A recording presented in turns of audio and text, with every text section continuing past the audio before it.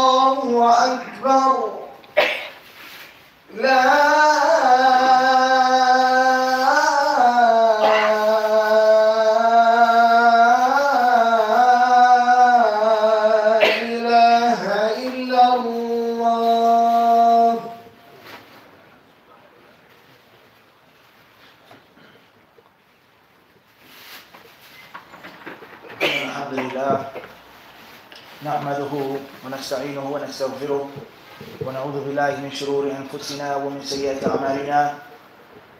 من يهده الله فلا مضل له ومن يضلل فلا هادي له، وأشهد أن لا إله إلا الله وحده لا شريك له، وأشهد أن محمدا عبده ورسوله صلى الله تعالى عليه وعلى آله وأصحابه.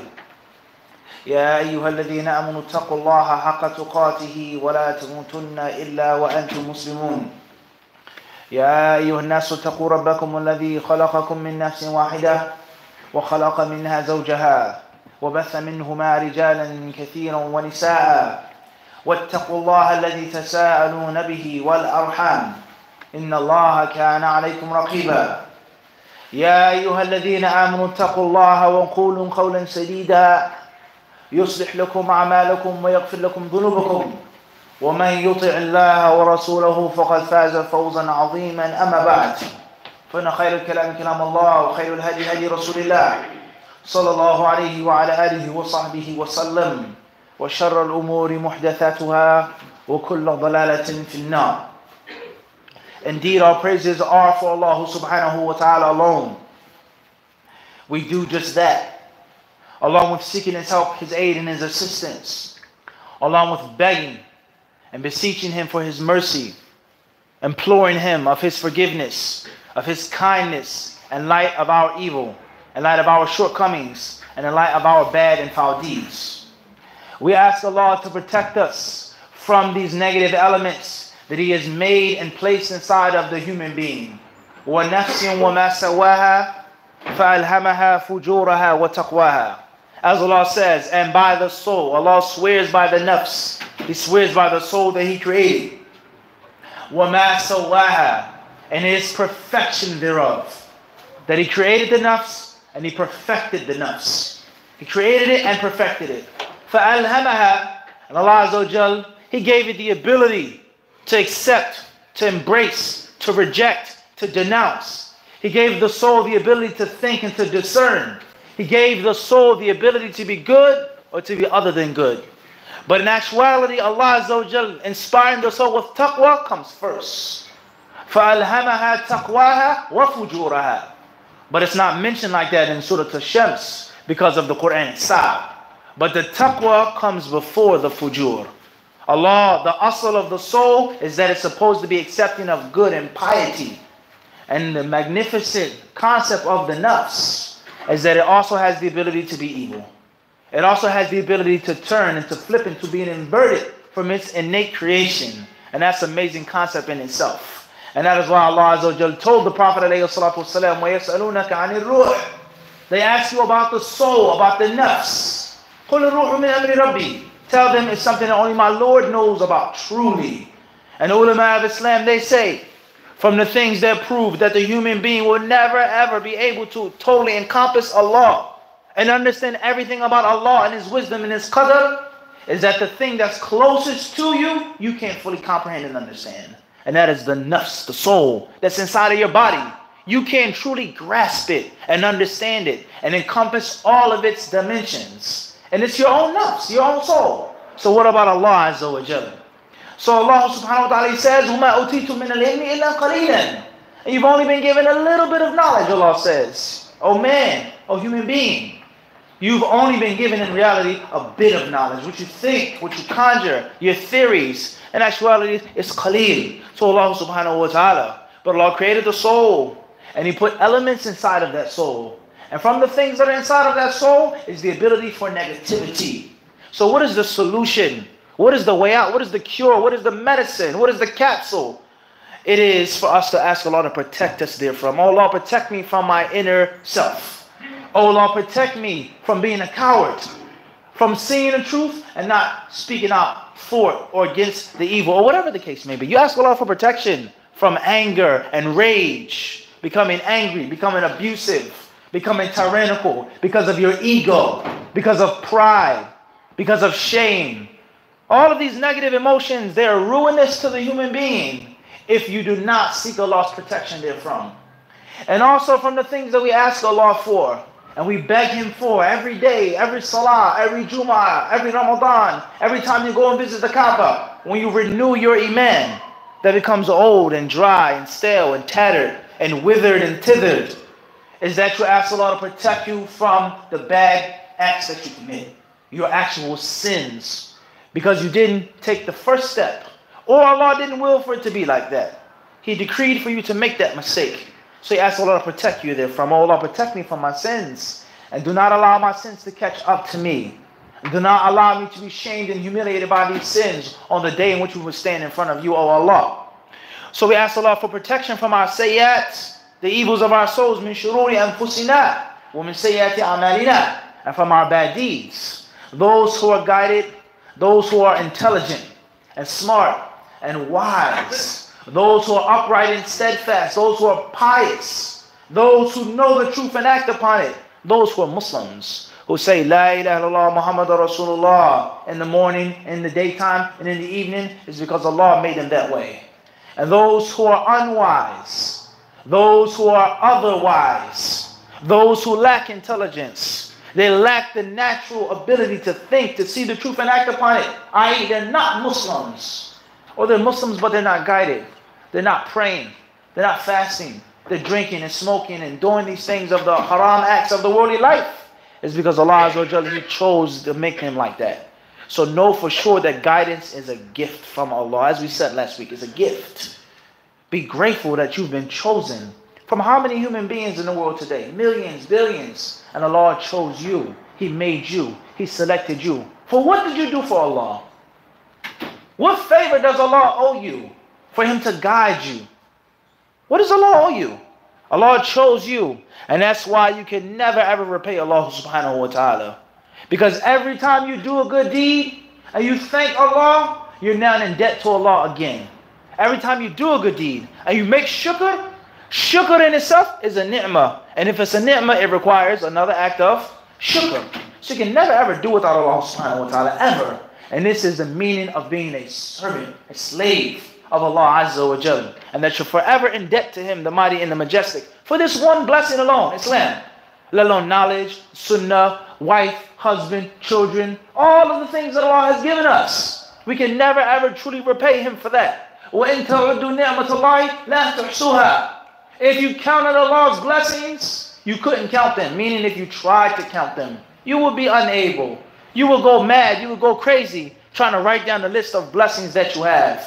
But Allah tells us that man is oppressive. He's ungrateful. He's tyrannical. And one of the most staple characteristics of the human being that has been passed down, that is a hereditary trait from our great ancestor Adam, is forgetfulness. It's to forget. And that's why we need to be reminded.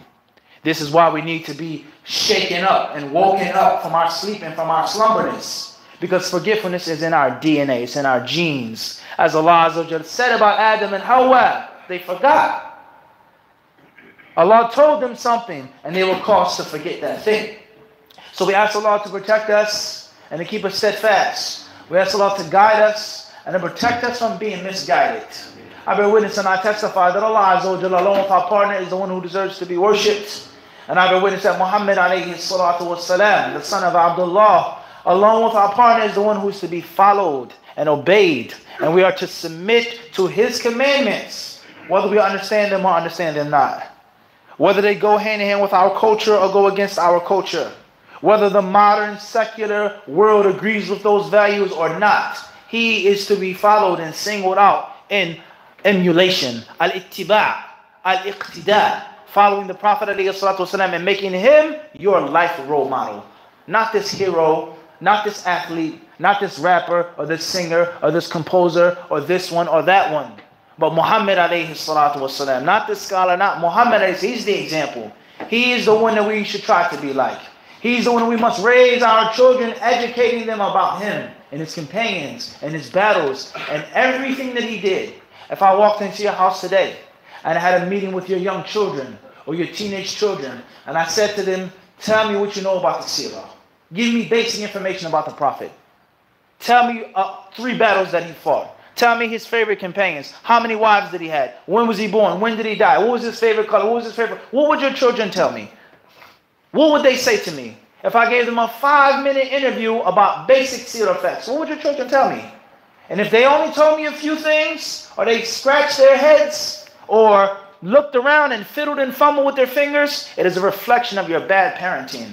And if I ask them, tell me about this soccer player, and who can you tell me about this politician, and this king, and this leader, and this rapper, and this singer, and this dancer, and this football player, and this basketball player. If I went into your wardrobe in your closet, how many jerseys do you have with the names of non-Muslims thereupon? How many? How many kuffar and mushrikun are in your house? On the back. And you walk around with their names on the back. But do you have a jersey that says Muhammad, Abu Bakr, Umar, Mus'ab ibn Umair, Usayd ibn Hudayr, and the list goes on. So this is a very serious thing. Is that what it means to follow Muhammad sallallahu alaihi wasallam? what it means to love Muhammad sallallahu alaihi wasallam, what it means to take him as our role model in life and try our best to be like him. May Allah Azza wa Jal mention his name in the company of the highest angels. May Allah Azza wa Jal be pleased with his family members, his wives, his companions, and all of his disciples in goodness until the last day. To proceed, Allah Azza wa Jal has commanded you with his taqwa and several ayat that we've recited to you. And the best guidance, the best speech before the best guidance is that of Allah Azza wa Jal, the Quran. And the best guidance is what we've just explained, Muhammad sallallahu alaihi wasallam's guidance. And the worst guidance is that which isn't the best. Simple equation. If it's not the best, then it's not the best. If it isn't leading you to Jannah, then where is it leading you to? أما بعد أيها المسلمون، قال الترمذي رحمه الله تعالى في جامعه: حدثنا محمود بن غيلان قال حدثنا الفضل بن موسى وهو السيناني عن محمد بن عمرو عن ابي سلمة عن ابي هريرة رضي الله عنه قال قال رسول الله صلى الله عليه وعلى اله وصحبه وسلم: اكثروا ذكر هادم اللذات يعني الموت. وفي الباب عن ابي سعيد: هذا حديث حسن غريب. قال الحافظ القرطبي رحمه الله تعالى في شرحه: فاعلم ان ذكر الموت يورث استشعار الانزعاج عن هذه الدار الفانية والتوجه في كل لحظة إلى الدار الآخرة الباقية. ثم إن الإنسان لا ينفك عن حالتي ضيق وسعة ونعمة ومحنة، فإن كان في حال ضيق ومحنة فذكر الموت يسهل عليه بعض ما هو فيه فإنه لا يدوم والموت أصعب منه، أو في حال نعمة وسعة فذكر الموت يمنعه من الاغترار بها والسكون إليها لقطعه عنها. انتهى كلامه رحمه الله تعالى. بارك الله لي ولكم في القرآن العظيم ونفعني وإياكم بما فيه من الآيات والذكر الحكيم. Oh Allah, have I conveyed the clear message?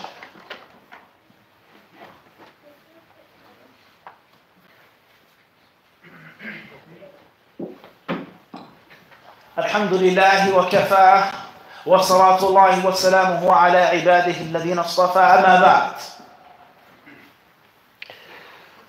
In a couple of days, it's going to be a holiday or a holy day. But the people have begun advertising for this holiday maybe a month ago and bombarding you with its acceptance, its celebration, and that it's okay. And that is the holiday or the break or the festive day, none other than Halloween. Halloween or Halloween. Halloween. Something that you see on the television, on your smartphone, in the supermarket, in Walgreens, in CVS, in Rite Aid, driving down the street. Everywhere you go, you see some type of remembrance or some type of reflection of this day called Halloween. In school, trick or treat, candy, a jack-o'-lantern, ghastly ghosts, ghouls and goblins, witch riding on a broomstick. You see someone with a green face. You see a monster. You see this and you see that.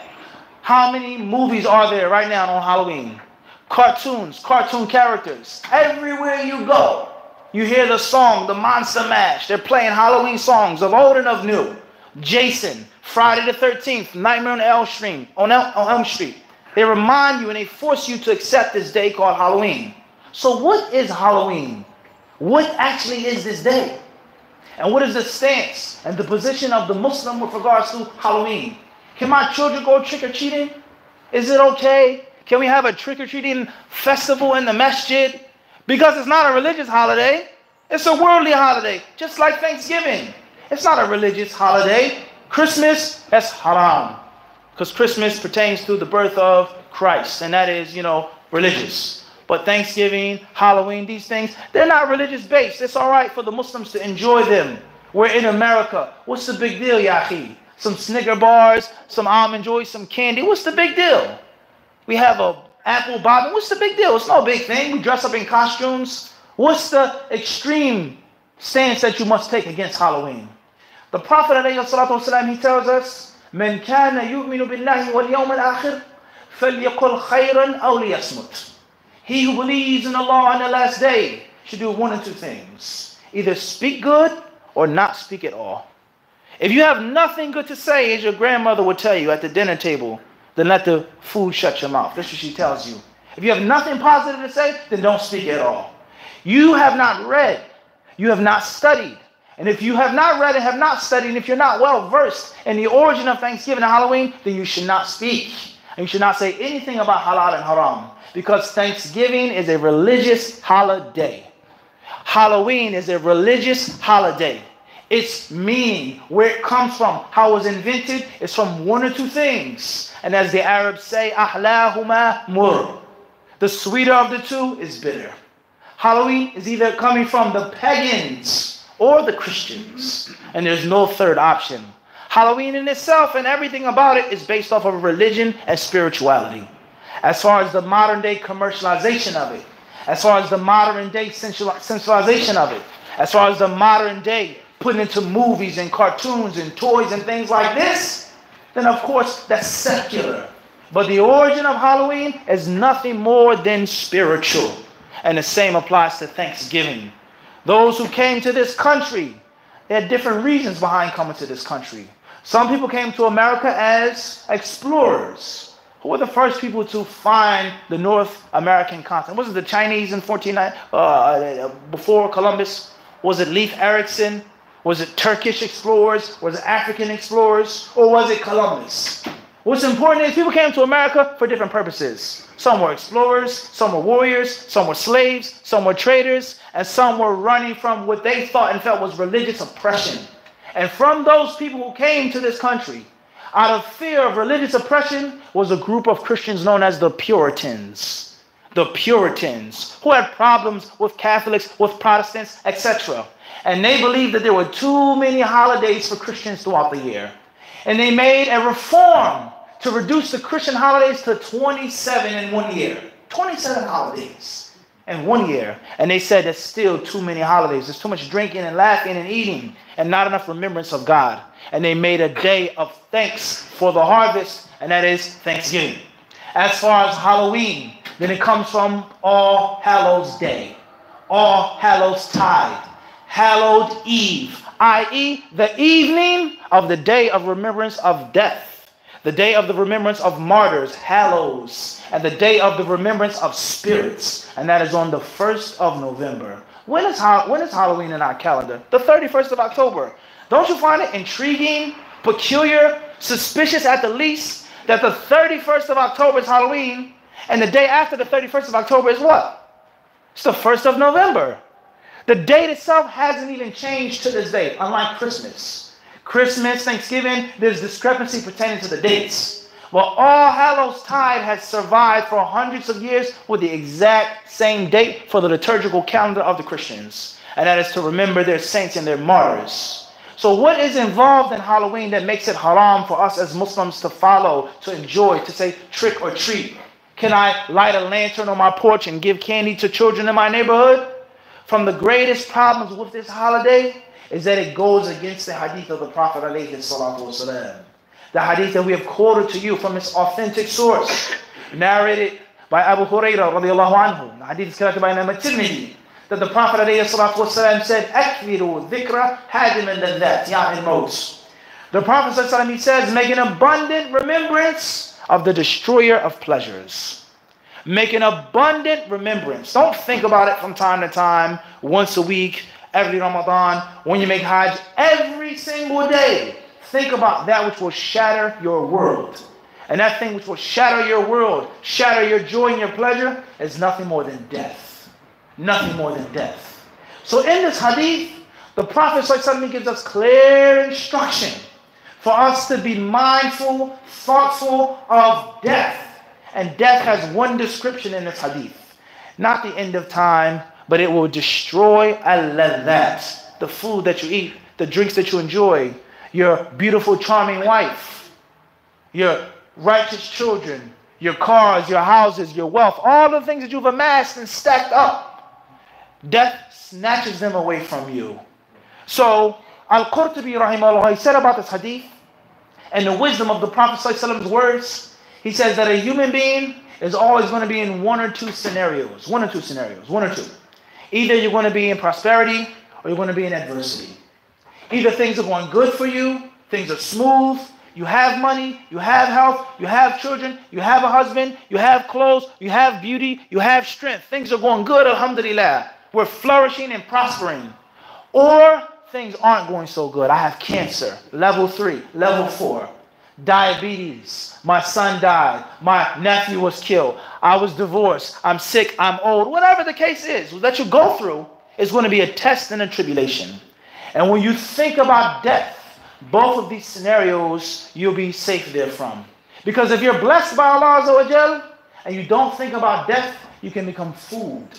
You can become deceived. You can become prideful and arrogant. Alhamdulillah. Or not even that. I have this money. It's never ever going to stop. It's never ever going to end.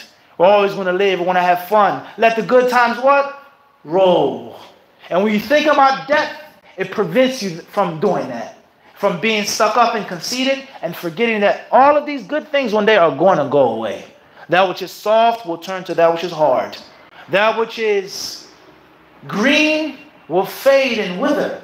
And if that isn't the case, if you're going through a difficulty, if you're being locked up or oppressed by the kuffar, if you're being oppressed by a tyrant or a bully, think about death. And death is close. And no matter what you do to punish me, it's nothing like Allah's punishment. As Ashab Musa said, the magicians in the court of Fir'aun, when he threatened them to punish them and to kill them because they believed in Musa and Harun, they mentioned that the hereafter, the punishment thereafter is worse. So kill us, oppress us, torture us, but it's nothing compared to the hereafter.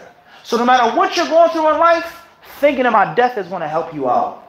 Thinking about death is going to make you straight and firm as a believer. And this is one of the greatest problems with Halloween, is that people think about death, ghosts, demons, jinns, ghouls and goblins for laughter, for fun, for joy, and for pleasure. So in actuality, they've taken the hadith of the Prophet ﷺ and inverted 100%. Think about fun, pleasure, and joy through deaths by dressing up as a ghost or dressing up with this person and that person. There's nothing wrong with coming from the dead. It's fun and it's a joyful thing. And they take you away from Allah's dhikr, let alone imitating the kuffar and the other problems that are well known that come from Halloween. But this is one of the worst things that comes from this holiday, is that it causes the spiritual act of thinking about death to be a game and to be a joke. So beware of this. If your children go to public school, teach them, educate them. If your children go to Islamic school, teach them and educate them. It's not okay to take candy. It's not okay to say Happy Halloween. It's not okay to say trick or treat. It's not okay to enjoy these festivities of the pagans, of the mushrikun, and of the kuffar, because it's not from our way. As Allah Azza wa Jalla has told us, ثُمَّ جَعَلْنَاكَ عَلَى شَرِيعَةٍ مِّنَ الْأَمْنِ فَاتَّبِعْهَا وَلَا تَتَّبِعْ أَهْوَاءَ الَّذِينَ لَا يَعْلَمُونَ. Allah says, and then, O Muhammad, we have placed you upon a sharia. We have given you your own way of life, your own set of rules, your own means of legislation. فَاتَّبِعْهَا. So follow it. وَلَا تَتَّبِعْ أَهْوَاءَ الَّذِينَ لَا يَعْلَمُونَ. And follow not the desires of those who are ignorant. Allah says, follow the way we have given you and placed you upon, and follow not the desires of those who do not know. Why not? إِنَّهُمْ لَن يُغْنُوا عَنْكَ مِنَ اللَّهِ شَيْئًا. Because they can't help you with Allah subhanahu wa ta'ala. They can't do anything for you in the hereafter. In other words, at the time of death. In other words, at the time of resurrection, they can't do anything for you. وَإِنَّ الظَّالِمِينَ بَعْضُهُمْ أَوْلِيَاءُ بَعْضٍ وَاللَّهُ وَلِيُّ الْمُتَّقِينَ. Allah says, and the wrongdoers, the oppressors, the Jews, the Christians, the pagans, the idol worshippers, those who drink and laugh and fornicate, they are friends and protectors of each other. And Allah is the friend and the protector of the muttaqeen. هَذَا بَصَائِرُ لِلنَّاسِ. Allah says this is clear guidance for men. وَهُدًى, guidance, insight. وَرَحْمَةٌ لِقَوْمٍ يُوقِنُونَ, and a mercy for people who have certainty. So beware of following the desires of the ignorant. Beware of listening to the whims of those who lack the knowledge of this great deen of Islam. We ask Allah Azza wa Jalla to keep us steadfast upon His deen until we die. We ask Allah Azza wa Jalla to keep our children steadfast thereupon until they die. And we ask Allah to protect us from the evil of all pagan and Christian and Jewish holidays, especially Halloween. Wa aqim as-salat. Allahu Akbar.